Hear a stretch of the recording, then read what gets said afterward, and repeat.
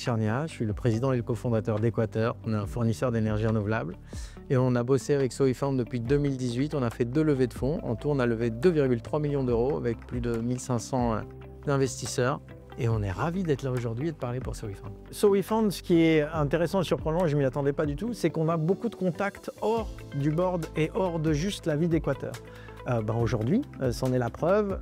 Et puis je vais passer sur un plateau la semaine prochaine avec vous. J'ai eu l'occasion d'enregistrer un podcast. J'ai eu l'occasion de faire des conférences avec Sowifund.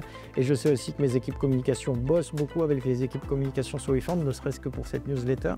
Et donc il y a une collaboration qui s'est créée entre les deux boîtes qui va au-delà du fait, tiens, j'ai des actionnaires, fais de la croissance s'il te plaît, et comme ça je leur donnerai une plus-value. Et ça c'est sympa.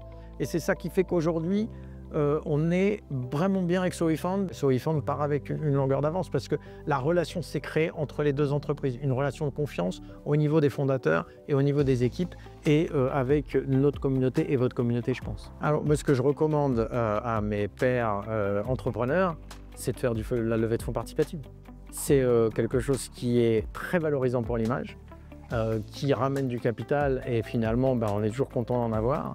On a derrière, en tous les cas ça a été le cas pour nous, quelqu'un qui nous suit depuis le début et qui est un allié. Les intérêts sont un peu différents, je trouve, des VC classiques. Et donc dans un board, ça permet aussi d'équilibrer et d'avoir quelqu'un qui joue le rôle neutre et qui essaie de régler les conflits quand il y en a. Et il y en a toujours un jour ou l'autre dans les boards. Donc on a un intérêt au niveau board, on a un intérêt au niveau communication, c'est évident, et un intérêt au niveau financier. Je ne vois pas pourquoi se priver en fait. On voudrait en refaire. La prochaine levée de fonds auquel on est en train de réfléchir, probablement il y aura de la place pour une levée de fonds participative. En tous les cas, on en a envie.